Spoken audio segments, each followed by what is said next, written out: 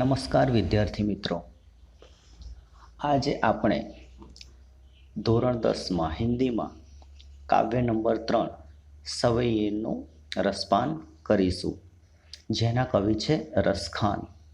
તો ચાલો આપણે રસખાનનો ટૂંકો પરિચય મેળવીએ. રસખાન જન્મ સન 1548 ईस्वीसन, निधन सन 1628 ईस्वीसन. रसखान का असली नाम सैयद इब्राहिम था. उनका जन्म दिल्ली के एक संपन्न परिवार में हुआ था.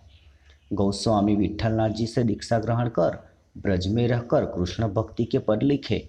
इस मुसलमान कवि की अनन्य कृष्ण भक्ति सराहनीय है. इनकी कविता में कृष्ण की रूप माधुरी, ब्रज महिमा और राधा कृष्ण की प्रेम लीलाओं का वर्णन हुआ है. उनकी भक्ति में प्रेम, श्रृंगार, सौंदर्य की त्रिवेणी बहती है. ब्रज भाषा का जैसा सरल, तरल, सरस, स्वच्छ और सजीव प्रयोग रसखान की कविता में मिलता है, वैसा बहुत कम कवियों में प्राप्त होता है.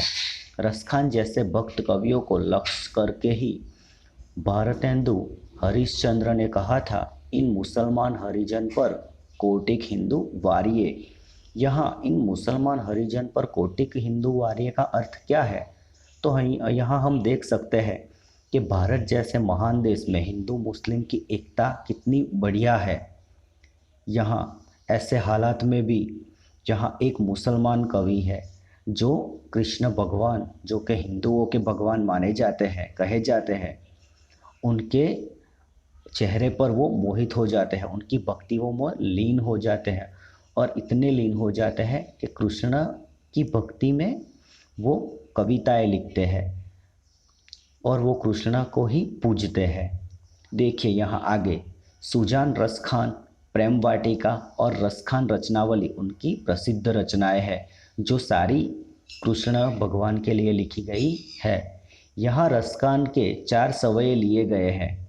इनके सवैयों में कृष्ण ही नहीं, कृष्ण भूमि के प्रति अनन्य अनुरक्ति एवं समर्पण की भावना सजी हुई है. कृष्ण की विविध लीलाओं का मनोहर वर्णन हुआ है. इन सवैयों में कृष्ण का धेनु चराना, बैनु बजाना, प्रेम रंग में रंगना और भंगिमाओं के साथ माधुर्य चित्रण हुआ है. कृष्ण के सामीप्य के लिए कवि लकुटी लेकर ग्वालों के संग फिरने की बात करते हैं. शिक्षक छात्रों को बताए कि एक मुसलमान कवि होते हुए भी रसखान कृष्ण भक्ति में लीन थे. तो यहाँ देखिए, कृष्ण भक्ति में रसखान इस तरह लीन थे, वो एक मुसलमान होते हुए भी कृष्ण भक्ति में कैसे लीन थे, यहाँ उनकी ये कविता यानी इन सवैयों से हमें पता चलेंगे. तो यहाँ हम पहला सवैया लेते हैं. मानुस हो तो वही रसखान, बसो मिली गोकुल गांव के ग्वारन. जो पशु हो तो कहाँ बस मेरो, चरो नित नंद की घेनु मंझारन. पाहन हो तो वही गिरी को, जो धर्यो कर छत्र पुरंदर कारण. जो खग हो तो बसेरो करो मिली कालिंदी, फूल कदम की डारन. देखिए यहाँ पे रसखान क्या कहना चाहता है. अगर मुझे मनुष्य का रूप मिले रसखान, तो मैं गोकुल के एक ग्वाली बनना चाहूँगा, एक ग्वाला बनना चाहूँगा, ताकि मैं कृष्ण के समीप रह सकूँ.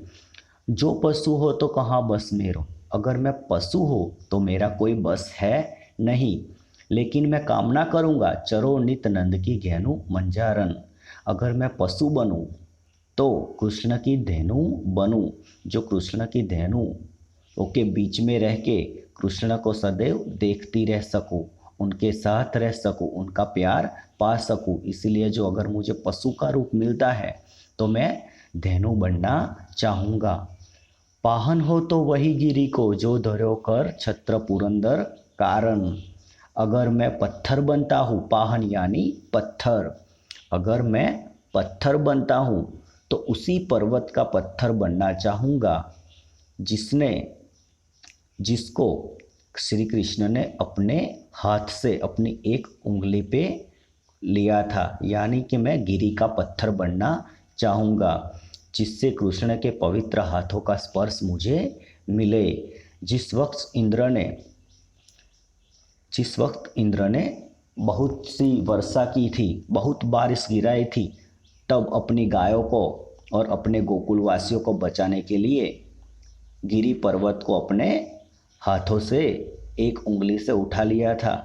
तो यही बात करते हुए कहना चाहते थे कि मैं वही पर्वत का पत्थर बनना चाहूँगा जिसके कारण मुझे कृष्ण का स्पर्श मिले। तो यहाँ देखिए पहले सवैये में ही बताया गया है कि श्री कृष्ण का कैसे, श्री कृष्ण के ऊपर किस तरह मोहित है हमारे कवि रसखान जी। दूसरा सवैया हम फिर से लेंगे, तब तक आप एक सवैये के रसपान कीजिए जी। धन्यवाद।